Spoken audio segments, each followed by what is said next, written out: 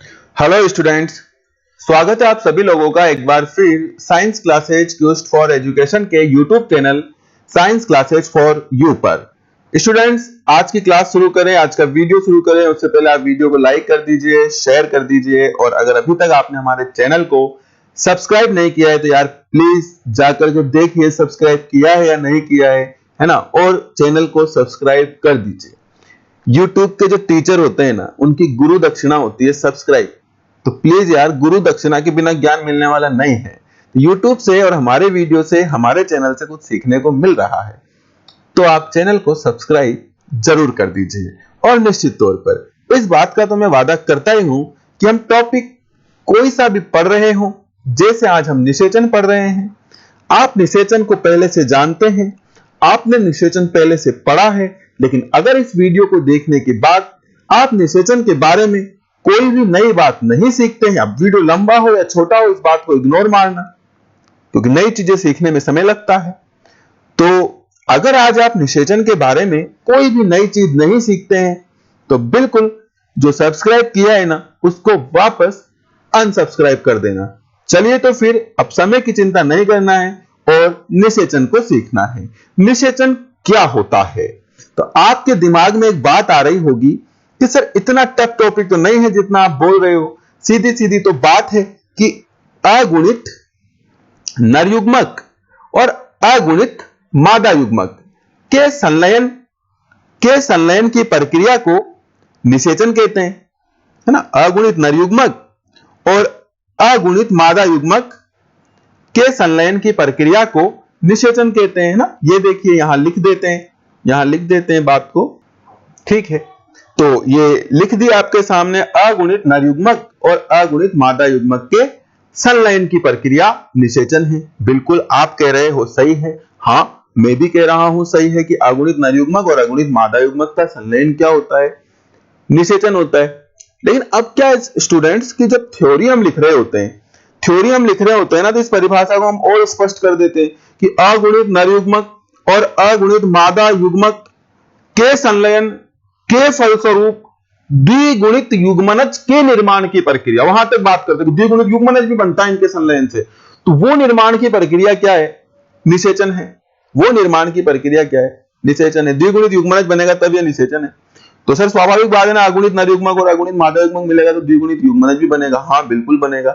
लेकिन स्टूडेंट्स एक बात को आप ध्यान रखिएगा कि जैसे मान लीजिए युग्मनज कब बनता है? युग्मनज तब बनता है जब मान लीजिए कि नरयुग्मक है और यह नरयुग्मक का केंद्रक है, यह मादा युग्मक है और यह मादा युग्मक का केंद्रक है, दोनों का संलयन हुआ। अब मान लीजिए कि दोनों का संलयन इस तरीके से हो गया, संलयन मतलब जुड़ना ना, तो ये इस तरीके से मान लीजिए सतह से जुड़े हैं, बस सतह से जुड़े हैं, ये भी तो संलयन है, ये भी तो संलयन है। बताइए क्या ये युग्मनज है? क्या ये युग्मनज नहीं है, क्योंकि युग्मनज द्विगुणित होता है। जब तक इन दोनों के केंद्रक नहीं मिल जाते तब तक युग्मनज नहीं बनेगा, तब तक निषेचन कंप्लीट नहीं माना जाएगा।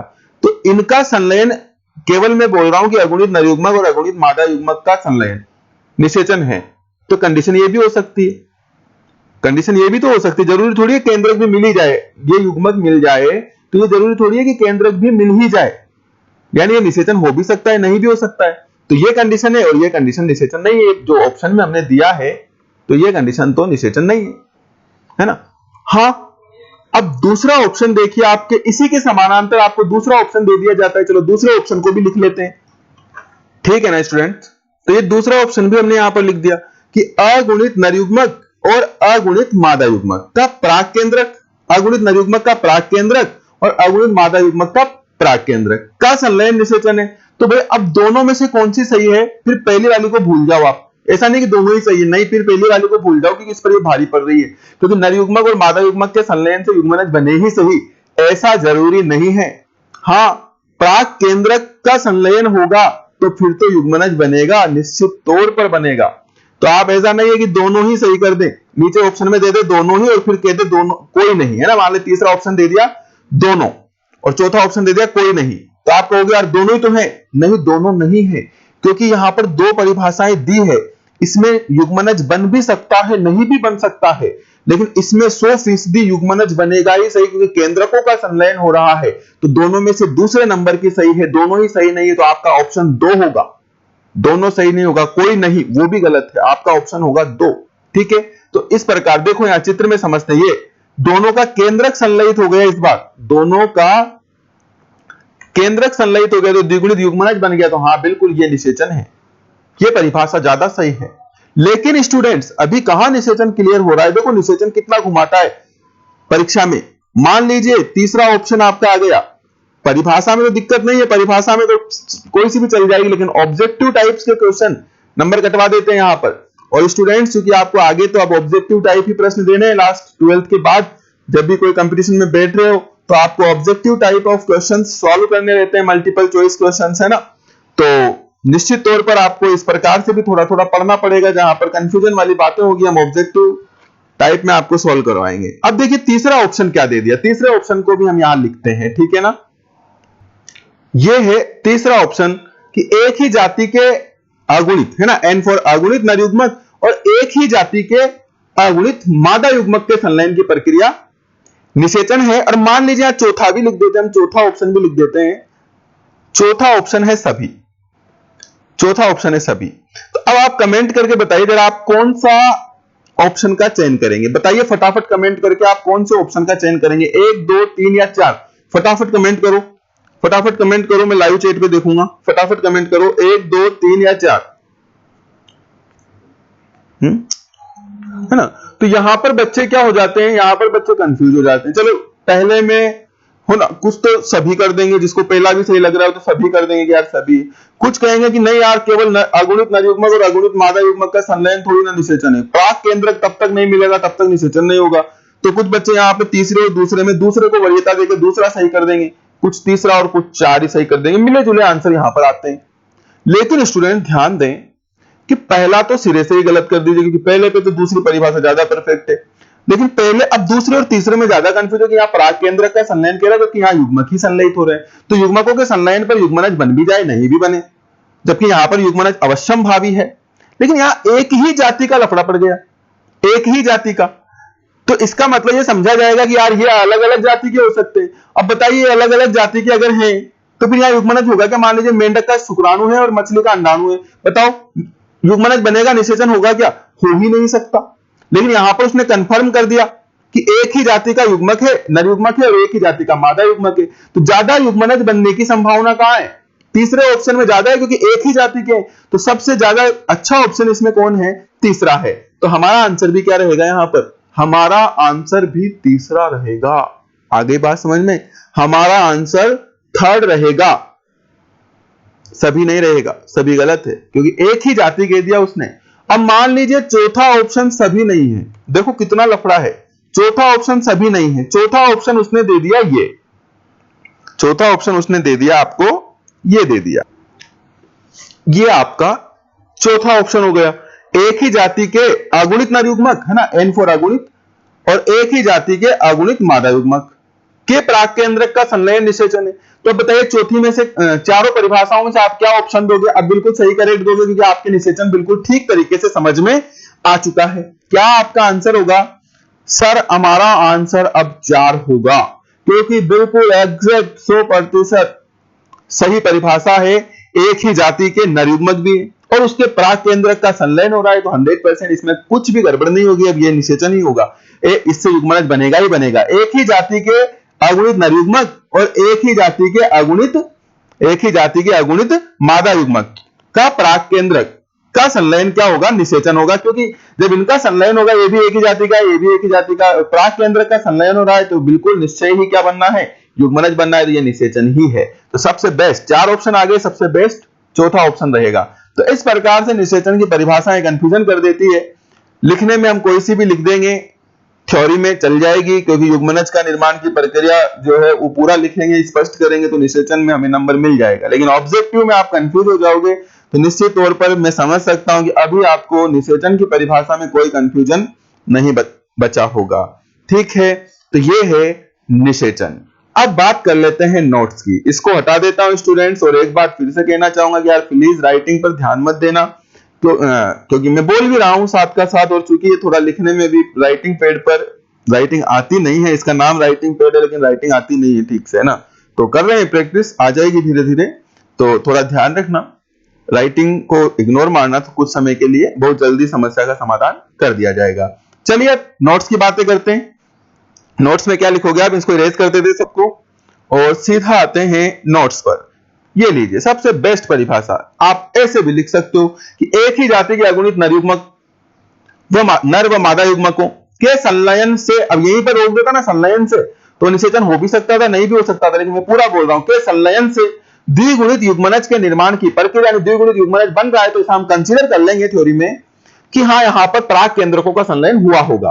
एक ही जाति के अगुणित नर युग्मक व मादा युग्मकों के संलयन से द्विगुणित युग्मनज के निर्माण की प्रक्रिया निषेचन कहलाती है। नहीं सर हम तो वही वाली लिखेंगे बिल्कुल बेस्ट वाली, तो ये लीजिए, अथवा बेस्ट वाली लिख लीजिए। एक ही जाति के अगुणित नर युग्मक, अगुणित नर व मादा युग्मकों के प्राक केंद्रकों के संलयन से द्विगुणित युग्मनज के निर्माण की प्रक्रिया निषेचन कहलाती है। ये लीजिए, दोनों में से कोई भी लिख दीजिए चल जाएगी, ठीक है। तो ये है निषेचन की प्रक्रिया। अब स्टूडेंट कुछ और नया सीखते हैं, क्योंकि हम आए ही यहां कुछ नई बातें सीखने हैं। निषेचन की परिभाषा तो हम पहले से जानते हैं। अब स्टूडेंट्स आप सिर्फ बात पर ध्यान देना, कभी हम कहते हैं कि नर युग्मक और मादा युग्मक के संलयन से युग्मनज के निर्माण की प्रक्रिया, के संलयन से, कभी हम कहते हैं के निषेचन से युग्मनज के निर्माण की प्रक्रिया, है ना। हम कहते हैं कभी तो क्या कि अगुणित नर युग्मक और अगुणित मादा युग्मक के संलयन से युग्मनज का निर्माण होता है। कभी हम कहते थे कि अगुणित नर युग्मक और अगुणित मादा युग्मक के निषेचन से युग्मनज का निर्माण होता है।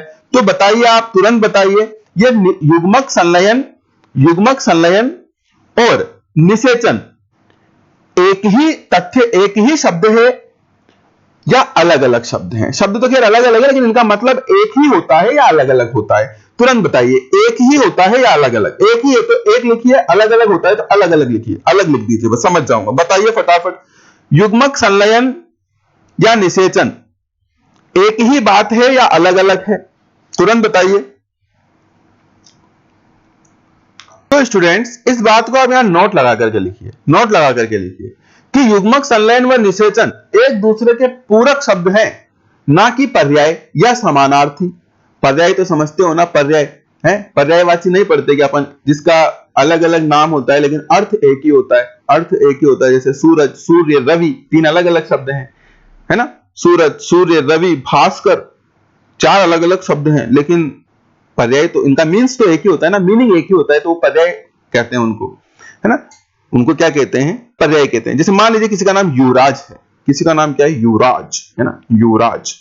चलो लिखते हैं, थोड़ा सा समय और देते हैं, जल्दी नहीं रहती ना आपको मेरी क्लास में, रखा भी मत किया, है ना। जल्दी रख के क्या करना है यार, क्या करोगे तुम? यूट्यूब पे कोई दूसरे वीडियो सुनोगे, गाने वाने सुनोगे थोड़ी देर, है, फ्री फायर खेलोगे, क्या करोगे?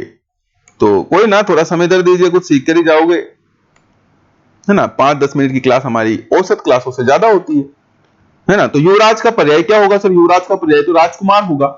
युवराज का पर्याय तो क्या होगा? राजकुमार होगा। अब युवराज जो है ना एक लंबा शब्द है, युवराज क्या है? एक लंबा नाम है। अब इसके घर वाले जो है ना युवराज को क्या करते हैं? यूवी यूवी के बुलाते हैं। क्या करते हैं? यूवी यूवी के बुलाते हैं, राजकुमार नहीं कहते वो। जबकि युवराज का मीन्स क्या होता है? युवराज का मीन्स तो राजकुमार होता है, लेकिन घर वाले राजकुमार नहीं कहते। युवराज उनको लंबा लगता है ना, तो क्लास स्कूल में तो युवराज नाम है, लेकिन घर वाले क्या कहते हैं? यूवी कहते हैं, यूवी, है ना, होता है ऐसा, यूवी कहते हैं इसको। तो बताइए भाई, यूवी का मतलब भी युवराज होता है क्या? यूवी, यूवी है, यूवी अल्ट्रावायलेट, पराबैंगनी किरणें होता है?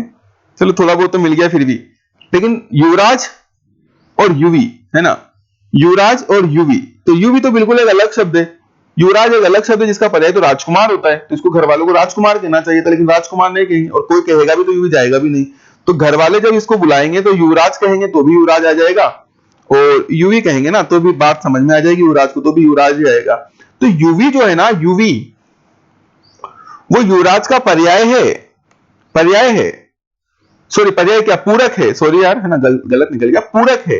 यानी आप युवराज बोलोगे ना तो भी काम चल जाएगा, और आप यूवी बोलोगे ना तो भी आपका काम हो जाएगा, क्योंकि दोनों एक दूसरे के पूरक है। इसकी जगह ये बोला जा सकता है, इसकी जगह ये बोला जा सकता है, लेकिन इसका मतलब ये नहीं है कि यूवी का मतलब भी राजकुमार होगा। बताओ, यूवी का मतलब भी राजकुमार होता है क्या? युवराज का मतलब तो राजकुमार होता है प्रिंस, यूवी का मतलब भी राजकुमार होगा क्या? यूवी का मतलब राजकुमार नहीं होगा। तो यूवी जो है ना, सुनो सुनो क्या कह रहा हूं, यूवी जो है ना वो युवराज का पूरक है। कि आप युवराज की जगह पूरक बोलोगे आपका काम हो जाएगा, लेकिन इसका मतलब ये ना समझे कि यूवी का मतलब भी राजकुमार ही होता है, नहीं होता है। यूवी तो यूवी है, पता नहीं क्या होता है, बस शॉर्ट नाम है। आ गई क्या समझ में बातें? यूवी युवराज का पूरक है, पर्याय नहीं है, है ना। इसका मतलब ही राजकुमार नहीं होता है। आगे बात समझ में चलिए, वापस युग्मक संलयन पर आते हैं। युवराज को छोड़ो, युवराज सॉरी यार तेरे नाम का यूज कर लिया मैंने, है ना, बुरा तो नहीं मानेगा। हाँ, कॉपीराइट मत लगा देना तू कि सर ने मुझसे बिना पूछे मेरे नाम का यूज कर लिया, ठीक है ना। चलो फिर इसको इरेज करते हैं, आगे बढ़ते हैं। युग्मक संलयन व निषेचन एक दूसरे के पूरक शब्द हैं, ना कि पर्याय।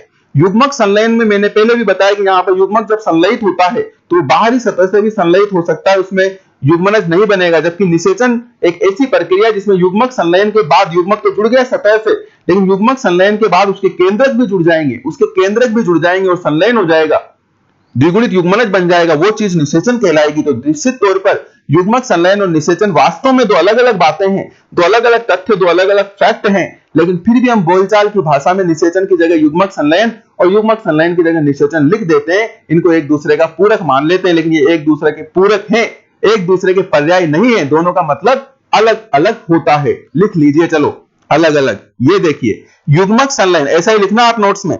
युग्मक संलयन में नर युग्मक व मादा युग्मक एक दूसरे के संपर्क में आते हैं और बाह्य रूप से जुड़ जाते हैं।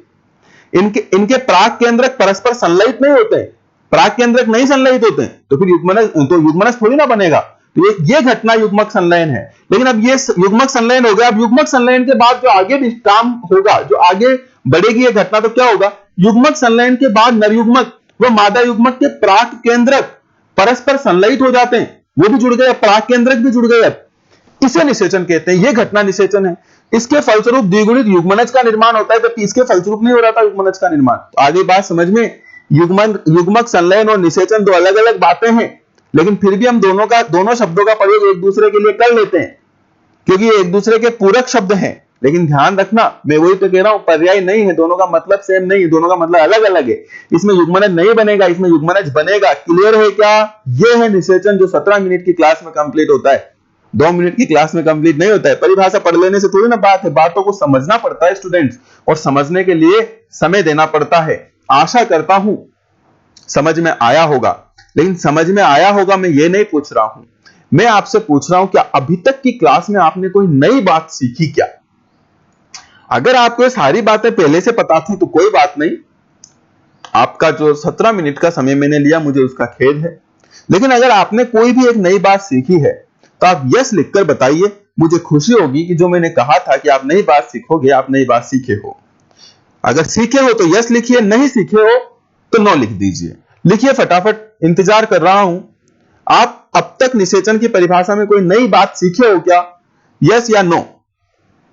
सीखे हो ना? चलिए, कुछ को पहले से पता थी लेकिन कुछ नई बात सीखे हैं, तो ये अच्छी बात है। अभी बाकी है हमारा निषेचन, है ना। ये तो निषेचन हमने केवल पढ़ा है, निषेचन का कॉन्सेप्ट हमने पढ़ा है। अभी इसको आगे बढ़ाते हैं। अब हम बात करेंगे निषेचन के प्रकारों की। निषेचन दो प्रकार के होते हैं। निषेचन दो प्रकार के होते हैं। देखिए, कल युग्मक स्थानांतरण दो प्रकार का हुआ था ना, अलग अलग जीवों में अलग अलग प्रकार का हुआ था, इसीलिए इसी प्रकार निषेचन भी दो प्रकार का होता है। आपने कल क्या देखा था? कुछ जीव ऐसे हैं, जैसे मेंढक को क्या करा था आपने? मेंढक को आपने देखा था यार, वो अपने शुक्राणु जो है ना वो जल में छोड़ करके चला गया था, और मादा मेंढक भी अपने शुक्राणुओं को जल में छोड़ करके चली गई थी। और फिर मेंढक तो बाहर जल के, शुक्राणु जल के अंदर, अब शुक्राणु और अंडाणु तोड़ते हुए कहीं आपस में जुड़ गए संयोगवश, और फिर उनका निषेचन हो गया। तो बताइए, ये निषेचन जंतु के शरीर के भीतर हुआ, सजीव के शरीर के भीतर हुआ, या सजीव के शरीर के बाहर हुआ? तो सर ये तो सजीव के शरीर के बाहर हुआ है, क्योंकि सजीव तो चला गया था छोड़ करके, बाहर संयोगवश टकरा गया और फिर निषेचन हुआ है। तो इस प्रकार का निषेचन तो बाह्य निषेचन है, क्योंकि वो सजीव के शरीर के बाहर संपन्न हो रहा है। लेकिन आप विकसित जंतुओं में देखिए, जैसे अधिकांश विकसित जंतुओं में मनुष्य, गाय, भेड़, बकरी, कुत्ता, बिल्ली, इनमें देखिए आप, इनमें क्या होता है? जो नर होता है वो नर युग्मकों को सीधे मादा के शरीर में छोड़ता है, और मादा का युग्मक मादा के शरीर में रहता है पहले से, यानी अंडाणु। और फिर वो जो शुक्राणु गए हैं अंदर शरीर में, और शरीर के भीतर ही मैक्सिमम में फैलोपियन ट्यूब में, अंडवाहिनी में जाकर के अंडाणु को निषेचित कर देते और वही युग्मनज बनता है। तो यह निषेचन कहां हुआ है? यह निषेचन, ध्यान से सुनना है, स्क्रीन ब्लैंक है, मेरी आवाज सुनिए, आवाज पर ध्यान दीजिए आप। तो यह निषेचन कहां हुआ है? यह निषेचन शरीर के भीतर हुआ है। तो इस प्रकार का निषेचन क्या कहलाएगा? आंतरिक निषेचन कहलाएगा। तो निषेचन के जो प्रकार है ना, निषेचन की घटना कहां हो रही है, उस स्थान के आधार पर ही निषेचन कितने प्रकार का हो गया स्टूडेंट? 2 प्रकार का। पहला बाह्य निषेचन और यह दूसरा आंतरिक निषेचन। पहले बात कर लेते हैं बाह्य निषेचन की। बाह्य निषेचन क्या होता है? मैंने अभी अभी बताया कि जब निषेचन की प्रक्रिया सजीव शरीर के बाहर संपन्न होती है तो इसे बाह्य निषेचन कहते हैं, जैसा कि कल मेंढक वाला उदाहरण दिया था अपन ने ना। इस प्रकार के निषेचन में नर व मादा शरीर एक दूसरे के संपर्क में नहीं आते हैं। इन्हें निषेचन के लिए तरल माध्यम की आवश्यकता होती है, जैसे जल की आवश्यकता होती है। बाह्य निषेचन, अब देखो एक बात और याद रखना, बाह्य निषेचन में निषेचन की प्रक्रिया संयोगवश होती है।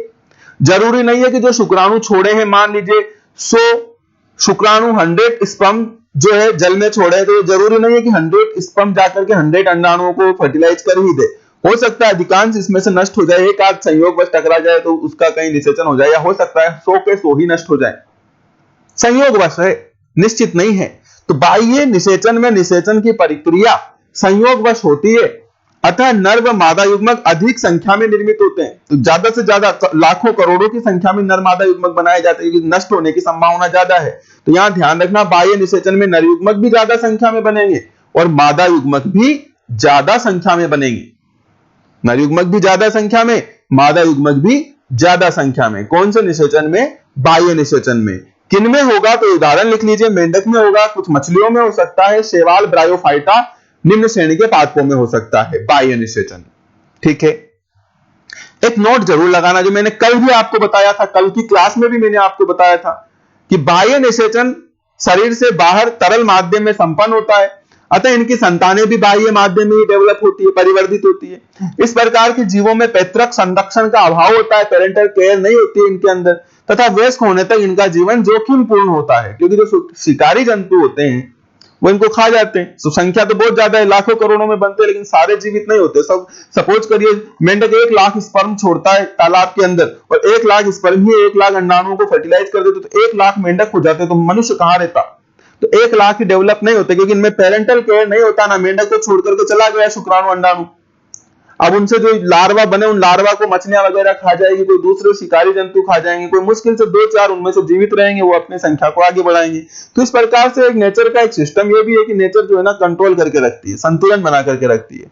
तो यहां पर जो है शुक्राणु अंडाणु बहुत ज्यादा मात्रा में बनते हैं, लार्वा भी बहुत ज्यादा मात्रा में बनते हैं, लेकिन सारे जीवित नहीं हो पाते, क्योंकि पेरेंटल केयर नहीं होता, पैतृक संरक्षण नहीं होता, इनका जीवन जोखिम पूर्ण होता है। तो जो डेवलप करने वाले, जो जीवित रहने वाले जो सजीव हैं वो बहुत कम होते हैं। यह है बाह्य निषेचन। आ गया समझ में? बात करते हैं स्टूडेंट आंतरिक निषेचन की। आंतरिक निषेचन, जैसा कि मैंने आपको बताया, ये मादा शरीर के भीतर होगा। जब निषेचन की प्रक्रिया सजीव शरीर के भीतर संपन्न होती है, सजीव यानी मादा ही होगी, अब नर में तो होगा नहीं ना, नहीं तो पूरी प्रक्रिया चेंज हो जाएगी, पता है आपको। जब निषेचन की प्रक्रिया सजीव शरीर के भीतर संपन्न होती है तो इसे आंतरिक निषेचन कहते हैं। आंतरिक निषेचन की प्रक्रिया में मादा युग्मक स्थिर, आप ऐसा मत सोचिएगा कि नोट्स बना करके बस सर किताब की तरफ पढ़ देते हैं, मैं सारी चीजें समझा चुका हूं, ठीक है ना। कुछ बच्चों को डाउट है, मेरे से बात हुई थी कल, ललित की बात हुई थी, ललित ऐसा अदरवाइज मत लेना, है ना। तो ललित मेरे को बोल रहा था सर आप पासबुक से नोट्स बनाते हो क्या? अरे भाई पासबुक लिखने का उम्र हो गई अब हमारी, है ना, पढ़ाते पढ़ाते। अब तो मैं पासबुक लिखने की सोच रहा हूं, पासबुक से नोट्स नहीं बनाऊंगा दोस्त, है ना। तो ऐसा नहीं है, पासबुक से नोट्स नहीं बनाए जाते हैं। नोट्स बनाए जाते हैं आपको जो पहले से आपके पास नॉलेज है, आपका जो एक्सपीरियंस है, क्या लिखा जाना चाहिए, सिलेबस क्या है, एनसीईआरटी क्या सिलेबस दिया है, उसने क्या क्या वो पूछने वाला, उस बेस पर नोट्स बनाए जाते हैं, ठीक है ना ललित कुमार। तो कंफ्यूजन क्लियर है क्या? है ना दोस्त, पासबुक से नोट्स नहीं बनते हैं, है ना। पासबुक कौन लिखता है? पासबुक हम ही लिखते हैं, टीचर से लिखते हैं ना पासबुक, ठीक है दोस्त। तो ऐसा कोई डाउट नहीं रखना, किसी पासबुक से मिला करके देख लेना आप, जो भी पासबुक चलती है ना। मैं पासबुकों की आलोचना नहीं कर रहा हूं, पासबुकें अपने अपनी आवश्यकता के अनुसार आप खरीद सकते हैं, उनमें भी आपको मैटर मिलता है। लेकिन आपको यहाँ जो मैटर मिल रहा है, आप किसी पासबुक से, अगर आपके पास है नहीं है तो आ जाएगी, उसको मिला करके देख लेना, कहीं पर भी आपको इस प्रकार का मैटर नहीं मिलेगा। इवन आपको किसी नोट्स से, किसी कोचिंग के नोट्स से, किसी कोई बहुत नामचीन टीचर है उसके नोट्स से, या किसी नामचीन किताब या नामचीन पासबुक जो है, प्रसिद्ध पासबुक, उनसे आप मिला करके देख लेना, आपसे कहीं से भी नहीं मिलेगा। क्योंकि ये जो चीजें हैं ना स्टूडेंट्स, ये वास्तव में एक बुक से है ही नहीं। अलग अलग तथ्यों को, फैक्ट को इकट्ठा कर करके इनको शामिल किया जाता है। गागर में सागर वाला मामला है, तो कहीं पर भी नहीं मिलेगा। पर्टिकुलर एक बुक के अंदर आपको किसी में भी नहीं मिलेगी ये चीजें, तो बहुत मेहनत करके निकाली गई है। चलिए, तो इस प्रकार की कंफ्यूजन मत रखिए, आपको काफी अच्छा मैटर यहां पर मिल रहा है। और ये बातें मैं आपको समझा चुका हूं, फिर सिर्फ एक बार पढ़ देता हूं ताकि आपको नोट्स बनाने में दिक्कत नहीं हो। कहीं कोई त्रुटि बस कोई गलत शब्द लिखा गया हो तो थोड़ा नजर में आ जाता है, ठीक है ना। आंतरिक निषेचन की प्रक्रिया में मादा युग्मक स्थिर होता है ना। मैंने कल भी बताया था, अगतिशील होता है जो मादा सजीव शरीर में होता है, तथा नर युग्मक गतिशील होता है जो गति करता हुआ मादा सजीव के शरीर में उपस्थित मादा युग्मक तक पहुंचता है तथा मादा शरीर के भीतर ही मादा युग्मक को निषेचित कर देता है। तो यही बात है, मैं समझा रहा हूं कि भाई मादा शरीर के भीतर होगा निषेचन की प्रक्रिया। लेकिन ध्यान दीजिए, बीजीय पादप, इस बार मैंने शब्द लिया है पुष्पी पादप की जगह, क्योंकि जो जिम्नोस्पर्म है उसमें भी बीज बनते हैं, एंजियोस्पर्म में भी बीज बनते हैं। हाँ, जिम्नोस्पर्म में पुष्प नहीं आते हैं, जबकि एंजियोस्पर्म में पुष्प आते हैं। तो दोनों की बात कर रहा हूं मैं यहां पर, जिम्नोस्पर्म, एंजियोस्पर्म। वाह यार, इसका फिक्स टाइम है ना। चलो कोई बात नहीं, अपना भी खत्म होने वाला है।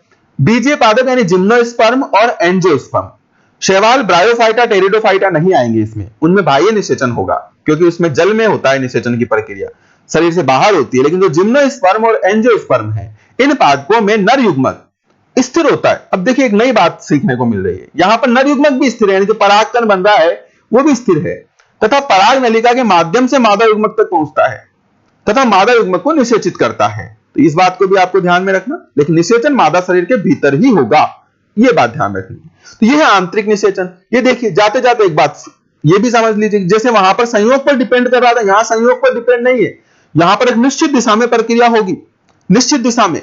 जैसे अगर शुक्राणुओं को अगर मादा शरीर के भीतर छोड़ दिया गया है, तो ऐसा नहीं वो तैरते फिरेंगे, इधर उधर नष्ट हो जाएंगे, नहीं, वो एक निश्चित दिशा में आगे बढ़ेंगे। शुक्राणु अंडवाहिनी तक पहुंचेंगे, और अगर अंडवाहिनी में अंडाणु है तो निश्चित तौर पर फर्टिलाइजेशन होगा, कोई भी नहीं रोक सकता फिर उस फर्टिलाइजेशन को, निषेचन को कोई भी नहीं रोक सकता।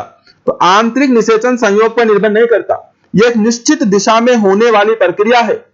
अतः इसमें नर युग्मकों की तुलना में मादा युग्मक की संख्या कम होती है, क्योंकि मादा युग्मक तो फैलोपियन ट्यूब में पड़ा है, कहीं जा ही नहीं रहा है, नष्ट होने की संभावना ही नहीं है मादा युग्मक की, तो मादा युग्मक कम होगा। जबकि नर युग्मक को ट्रेवल करके आना है नर से मादा के शरीर तक, नर युग्मक थोड़े ज्यादा होते हैं, क्योंकि इनके नष्ट होने की संभावना ज्यादा होती है। तो यह आंतरिक निषेचन में हो जाएगा कि नर युग्मकों की तुलना में मादा युग्मकों की संख्या कम होती है, यानी नर युग्मक ज्यादा होते हैं, मादा युग्मक कम होते हैं। तो यह आंतरिक निषेचन वाला कॉन्सेप्ट क्लियर है। उदाहरण देख लीजिए, अधिकांश उच्च श्रेणी के जंतुओं पादप इसमें आ जाएंगे। कुछ निम्न श्रेणी के पादप जैसे शैवाल, ब्रायोफाइटा और टेरिडोफाइटा में भी आंतरिक निषेचन हो सकता है, लेकिन अपवाद स्वरूप होगा। जनरली शैवाल, ब्रायोफाइटा और टेरिडोफाइटा में कौन सा होता है? बाह्य निषेचन होता है, लेकिन कुछ में आंतरिक निषेचन हो सकता है। ठीक है, तो ये बातें आपको ध्यान रखनी है। तो ये था हमारा आज का निषेचन का टॉपिक। आशा करता हूं कि लैंगिक जनन की ये दूसरी घटना जो निषेचन है, ये भी आपको समझ में आ गई होगी। लैंगिक जनन की 3 घटनाएं हैं, निषेचन पूर्व घटनाएं, निषेचन और इसके बाद अब होगा निषेचन पश्च घटनाएं। तो कल की क्लास में हम फिर मिलेंगे निषेचन पश्च घटनाओं के साथ, लेकिन उसके पहले मिलाते हैं आपको आज के हमारे क्विक लर्नर्स से। आज के हमारे क्विक लर्नर्स हैं उषा धाकर, शुभांगिनी, ज्योति चौहान, तृप्ति, कनिका सुमन, निशा धाकर, अनुजा शर्मा, कविता धाकर, मानसी शर्मा, साक्षी शर्मा, हुमीरा और नंदिनी संगी। तो स्टूडेंट, ये है हमारे आज के क्विक लर्नर्स। गर्ल्स में, बॉयज में हमारे आज के क्विक लर्नर्स हैं ललित कुमार, दीपक बेरवा, नरेंद्र कुमार, नंद किशोर, नरेंद्र अरविंद। तो ये है हमारे क्विक लर्नर्स, साइंस क्लासेज के क्विक लर्नर्स। स्टूडेंट्स, आप कोई भी चीज को है ना कंपटीशन की तरह लिया कीजिए, ठीक है ना, क्योंकि जब तक आप में आगे बढ़ने की चाह नहीं होगी तो कोई आपको आगे बढ़ा ही नहीं सकता, ठीक है ना।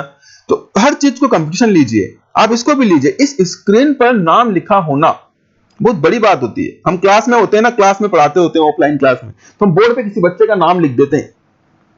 वो बोर्ड पर जो नाम लिखा जाता ऐसे ही नहीं लिखा जाता है ना, तो वो भी एक कंपटीशन की तरह लिया कीजिए। तो क्विक लर्नर्स में शामिल होइए, नोट्स बनाइए, अभी पढ़ा दिया, बचा हुआ समय पर नोट्स बनाइए, नोट्स बना करके रात्रि 8 बजे से पहले हमें सेंड कीजिए और शामिल हो जाइए हमारे क्विक लर्नर्स में। तो चलिए मिलते हैं कल फिर, बने रहिएगा साइंस क्लासेज के साथ। नमस्कार।